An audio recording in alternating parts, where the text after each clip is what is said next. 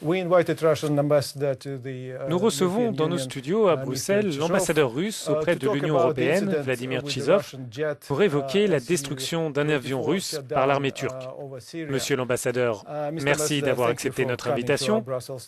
La Turquie accuse la Russie d'avoir violé son espace aérien de façon provocante.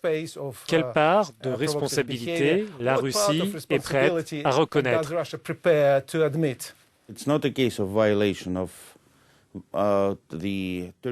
Ce n'est pas le cas d'une violation de l'espace aérien turc, que cela soit volontaire ou involontaire. À la vitesse que ces appareils peuvent avoir en vol, l'entrée ou la sortie de l'espace aérien d'un pays voisin serait de quelques secondes. Un temps beaucoup plus court que celui qu'il faut pour mobiliser des avions de combat turcs, les faire décoller et détruire l'appareil russe. C'est donc une indication claire que cet incident a été planifié. La Turquie doit-elle s'attendre à des mesures de représailles de la part de la Russie ou des actions en réponse à cet incident? Bien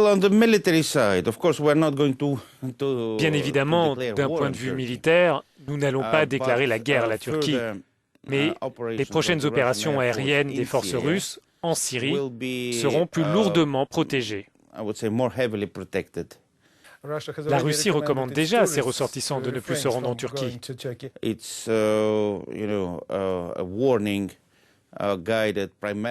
C'est un avertissement décidé avant tout dans l'intérêt des citoyens russes.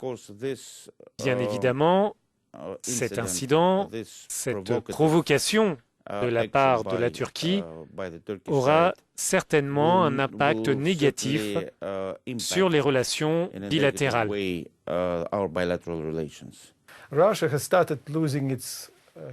La Russie a perdu des hommes depuis le début de son intervention en Syrie, il y a un peu plus d'un mois. Regrettez-vous d'avoir attaqué les premiers?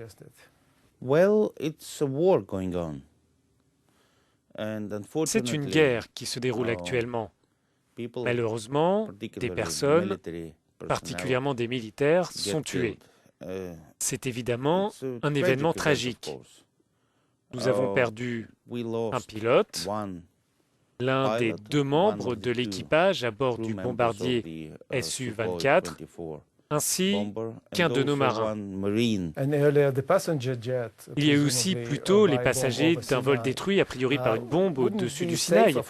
La Russie a-t-elle bien fait d'intervenir en Syrie?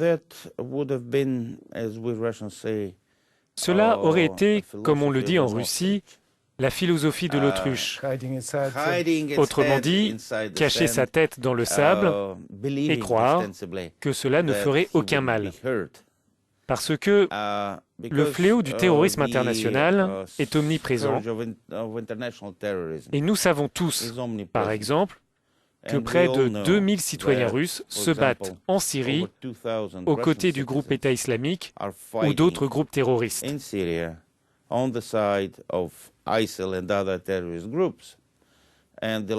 Et la dernière chose que nous voulons, c'est voir ces gens revenir en Russie. Ce que nous faisons, c'est contenir toute progression de Daesh vers la Russie et ses alliés et ses voisins. Monsieur l'ambassadeur, merci.